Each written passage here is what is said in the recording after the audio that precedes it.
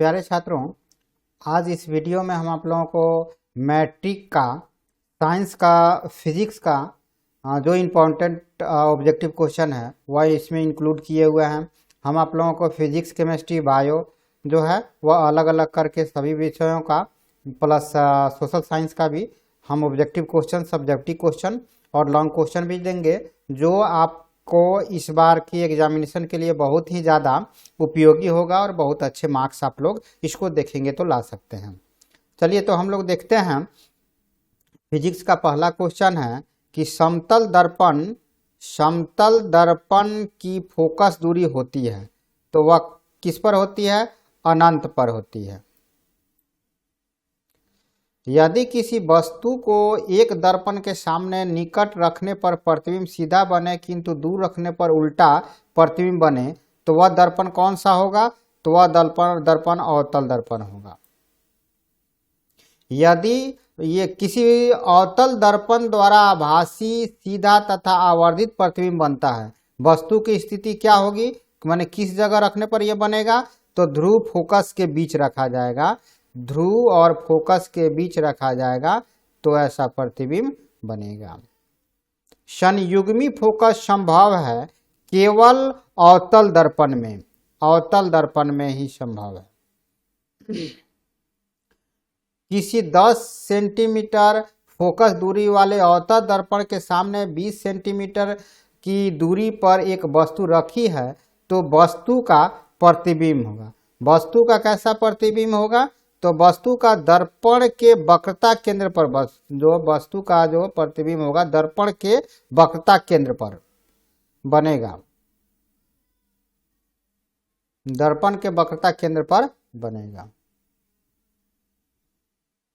अगला क्वेश्चन है, एक अवतल दर्पण की त्रिज्या वक्रता त्रिज्या 20 सेंटीमीटर है, उसकी फोकस दूरी क्या होगी? तो हम यहाँ पर सूत्र लिखे हुए हैं F=R/2 होता है।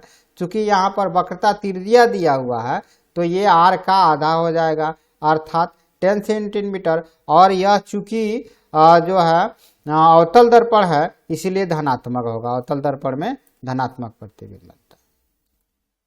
किसका दृष्टि क्षेत्र सबसे अधिक होता है? तो उत्तल दर्पण का दृष्टि क्षेत्र, बिकॉज कि इसको जो है ना, इसलिए इसको गाड़ियों के साइड मिरर में उपयोग किया जाता है कि ये दूर तक के वस्तुओं को देखा जा सके। उत्तल दर्पण से प्रतिबिंब सदैव बनता है। कैसा बनता है? ध्रुव तथा फोकस के बीच बनता है, ध्रुव तथा फोकस के बीच बनता है। उत्तल दर्पण के सामने रखी किसी वस्तु का प्रतिबिंब बनता है। कैसा बनता है? दर्पण के पीछे बनता है। उत्तल दर्पण के सामने उत्तल दर्पण से बनने वाले प्रतिबिंब की प्रकृति कैसी होगी? तो वह आभासी तथा सीधा होगा, आभासी व सीधा। एक उत्तल दर्पण की फोकस दूरी 10 सेंटीमीटर है, दर्पण की वक्रता त्रिज्या क्या होगा? तो चूंकि यहाँ पर फोकस दूरी दिया हुआ है, F दिया हुआ है, तो वक्रता त्रिज्या R पूछ रहा है तो R होता है 2F, तो 10 में 2 से मल्टीप्लाई कर देंगे तो 20 सेंटीमीटर। यदि किसी आपतन कोण I तथा परावर्तन कोण R हो तब अपवर्तित किरण विचलित होती है I-R पर होता है। कि यदि दो माध्यमों के सीमा पृष्ठ पर एक प्रकाश किरण लंबवत आपतित होती है तो अपवर्तन कोण क्या होगा? तो वह अपवर्तन कोण 0 डिग्री होगा। निम्न में से किसके सामने रखी वस्तु का प्रतिबिंब सदैव सीधा, आभासी तथा उल्टा बनता है? तो वह अवतल दर्पण में बनता है, अवतल लेंस में उल्टा हो जाता है अवतल लेंस में। किसी वस्तु तथा उसके प्रतिबिंब की लेंस के प्रकाशिक केंद्र की दूरी 10 सेंटीमीटर और 30 सेंटीमीटर है। वस्तु के प्रतिबिंब तथा वस्तु की लंबाई का अनुपात, तो वह अनुपात हो जाएगा 1 से कम हो जाता है, 1 से कम हो जाएगा। यदि उत्तल लेंस के सामने वस्तु 2F पर रखी जाए तो उसका प्रतिबिंब कहाँ बनेगा? तो 2F पर ही बनेगा। 1 मीटर फोकस दूरी के उत्तल लेंस की क्षमता क्या होगा? तो 1 डायोप्टर ही होगा। 50 सेंटीमीटर फोकस दूरी वाला उत्तल लेंस की क्षमता क्या होगी? तो इसका 2 डायोप्टर हो जाएगा। एक उत्तल लेंस की क्षमता 5 डायोप्टर है, उसकी फोकस दूरी क्या होगी? तो उसका फोकस दूरी 20 हो जाएगा, 20 सेंटीमीटर। -10 डायोप्टर क्षमता वाले लेंस की फोकस दूरी क्या होगी? तो वह हो जाएगा -10 सेंटीमीटर ही। निर्वात में प्रकाश की चाल होता है 3 × 10⁸ मीटर प्रति सेकेंड होता है। पूर्ण आंतरिक परावर्तन के लिए आवश्यक शर्त क्या होता है? तो वह होता है प्रकाश किरण सघन माध्यम से विरल माध्यम में जाए। प्रकाश किरण जो है वह सघन माध्यम से विरल माध्यम में जाए। मानव नेत्र द्वारा किसी वस्तु का प्रतिबिंब बनता है, कहाँ बनता है? रेटिना पर बनता है। नेत्र लेंस होता है कैसा होता है? तो वह आभासी होता है। सॉरी, नेत्र लेंस यहाँ पर तो ये अभिसारी होता है, अभिसारी।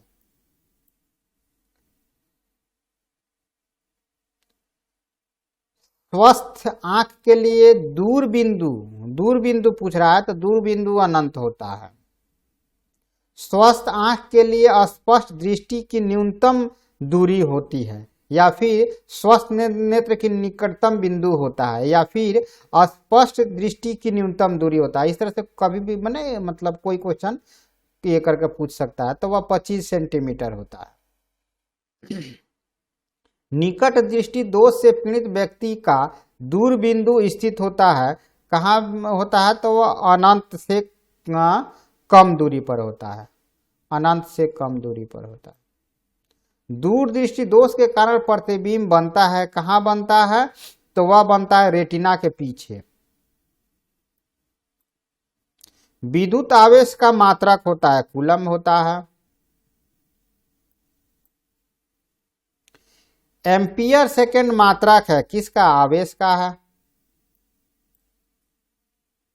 एक प्रोटॉन पर विद्युत आवेश की मात्रा होती है, कितनी मात्रा होती है? 1.6 × 10⁻90 कूलम, -90 कूलम होता है। 1.6 × 10⁻90 कूलम होता है।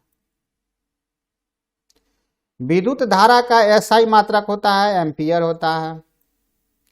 किसी चालक तार में विद्युत धारा का प्रवाह होता है, वह होता है मुक्त इलेक्ट्रॉन द्वारा, मुक्त इलेक्ट्रॉनों के द्वारा। निम्न परिपथ में ए एवं बी के बीच विभवांतर होगा, कैसा होगा? तो वह होगा 1 वोल्ट। प्रतिरोध का मात्रक होता है क्या? ओम होता है। 1 माइक्रो ओम का मान होता है कितना? तो 10⁴ ओम होता है, 10⁻6 ओम, 6 ओम होगा, माइनस में 6 ओम होगा, 10⁻⁻6 ओम होगा। ओम के नियम का सूत्र क्या है? तो वह होगा V = IR, V = IR, यानी I × R। किसी तार की लंबाई उसकी प्रारंभिक लंबाई की 3 गुना करने पर उसका प्रतिरोध हो जाएगा, क्या हो जाएगा? तो वह भी 3 गुना ही हो जाएगा। ताप बढ़ने पर किसी चालक का वैद्युत प्रतिरोध क्या होता है? तो वह बढ़ता है। ओम प्रतिरोध वाले N चालक तार समानांतर क्रम में जोड़ने पर तुल्य प्रतिरोध होगा, कैसा होगा? तो 4/9 यह होगा। R1 व R2 प्रतिरोध के 2 तार समांतर क्रम में जोड़े गए हैं, उसका समतुल्य प्रतिरोध क्या होगा? तो R1 R2 R3 और प्लस जो है R2 हो जाएगा। यदि R प्रतिरोध के दो प्रतिरोध को समांतर क्रम में जोड़ा जाए तथा एक R प्रतिरोध को उसके श्रेणी क्रम में जोड़ा जाए तो परिणामी प्रतिरोध कैसा होगा? तो वह 3R2 हो जाएगा। संलग्न परिपथ में धारा का मान, ये जो है परिपथ में है, इसमें धारा का मान कितना होगा? तो 2 एम्पियर हो जाएगा। किलोवाट घंटा मात्रक है, किसका मात्रक है? तो विद्युत ऊर्जा का। एक पावर स्टेशन की सामर्थ्य 200 मेगावाट है। इसके द्वारा प्रतिदिन उत्पन्न विद्युत ऊर्जा होगा। कितना विद्युत ऊर्जा उत्पन्न करेगा? तो 4800 मेगावाट। यदि एक विद्युत बल्ब पर 12 वोल्ट एवं 30 वोल्ट लिखा हो तो उसमें प्रवाहित होने वाली धारा कितना हो जाएगा? तो वह 2.5 एम्पियर हो जाएगा। यदि बल्ब पर 220 वोल्ट 100 वाट अंकित है, इसके तंतु का प्रतिरोध क्या होगा? तो वह 484 ओम हो जाएगा।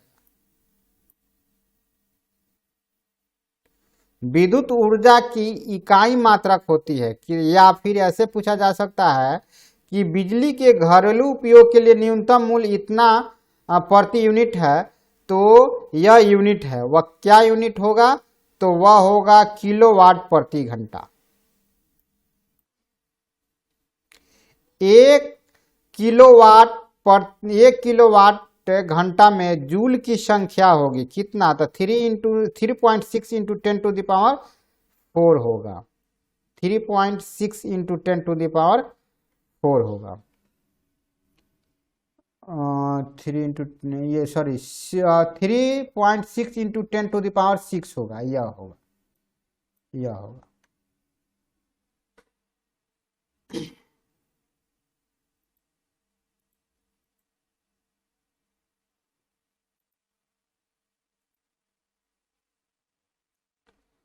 एक अश्व शक्ति बराबर है, किसके बराबर है? तो 246 वाट के बराबर होता है। एक चालक में 2 एम्पियर की धारा 10 वोल्ट पर 1 मिनट तक प्रवाहित की गई तार में व्यय हुई विद्युत ऊर्जा का मान होगा। तो क्या मान होगा उसका? 1200 जूल हो जाएगा। एक विद्युत हीटर की सामर्थ्य 0.5 किलोवाट है। इसे 20 मिनट तक उपयोग में लाया गया है। उत्पन्न ऊष्मा की मान क्या होगा? तो वह होगा 6 इंटू 10 हो जाएगा। 6 इंटू 10 जूल। 6 इंटू 10⁵ जूल हो जाएगा। बिजली के बल्ब में फिलामेंट होता है, क्या चीज का होता है? टंगस्टन का होता है। वह हीटर का तार बना होता है, किस चीज का बना होता है? नाइक्रोम का बना होता है। विद्युत सामर्थ्य P का सूत्र क्या होता है? तो वह P=VI होता है। एक गतिमान आवेशित कण उत्पन्न होता है किस पर? चुंबकीय और विद्युत क्षेत्र दोनों पर होगा। चुंबकीय क्षेत्र की तीव्रता का मान है, क्या है? तो वह न्यूटन प्रति एम्पियर मीटर। न्यूटन प्रति एम्पियर मीटर।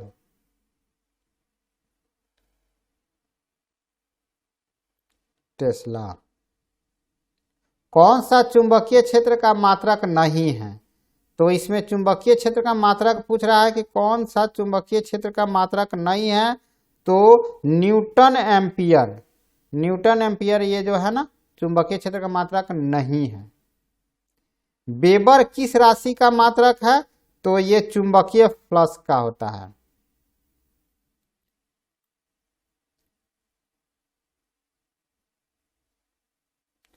टेस्ला बराबर होता है, किसके बराबर होता है?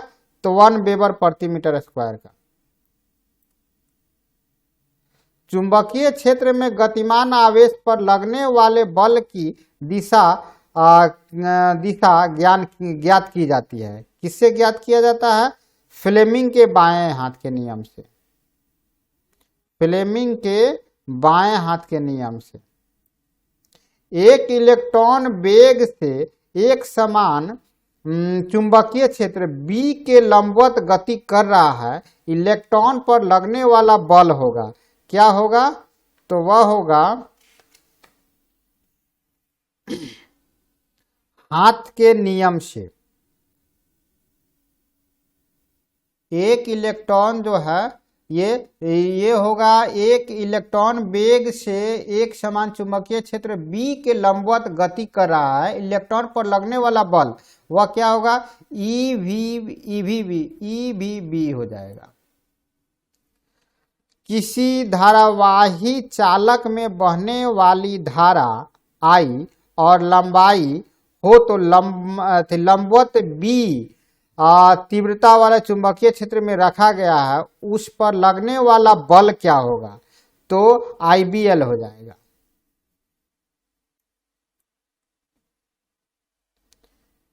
BA और थीटा क्रमशः फाई क्रमशः चुंबकीय क्षेत्र की तीव्रता क्षेत्रफल पर फ्लक्स के संकेत है, इनके बीच संबंध होगा।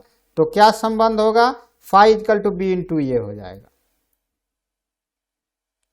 विद्युत मोटर पर परिवर्तित करता है, किस चीज का परिवर्तित करता है? विद्युत ऊर्जा को यांत्रिक ऊर्जा में, विद्युत ऊर्जा को यांत्रिक ऊर्जा में परिवर्तित करता है। विद्युत चुंबकीय प्रेरण में एक कुंडली में प्रेरित विद्युत वाहक बल अनुक्रमानुपाती होता है, किस चीज का? चुंबकीय फ्लक्स में परिवर्तन के दर का, चुंबकीय फ्लक्स में परिवर्तन के दर का होता है। विद्युत धारा उत्पन्न करने की शक्ति है, किस चीज का? तो जनित्र का, यह जनित्र से होता है विद्युत धारा में उत्पन्न करने की शक्ति। डायनेमो उत्पन्न करता है, क्या उत्पन्न करता है? तो वह विद्युत वाहक बल। डायनेमो परिवर्तित करता है, क्या चीज को परिवर्तित करता है? यांत्रिक ऊर्जा को विद्युत ऊर्जा में, यांत्रिक ऊर्जा को विद्युत ऊर्जा में। तो इस तरह से जो है हम लोगों का फिजिक्स का, आप लोगों का जितना इम्पोर्टेंट क्वेश्चन था वह हम करा दिए। अब इसी में से आप लोगों का फिजिक्स का क्वेश्चन आएगा। अब हम लोग देखेंगे केमिस्ट्री के क्वेश्चन को।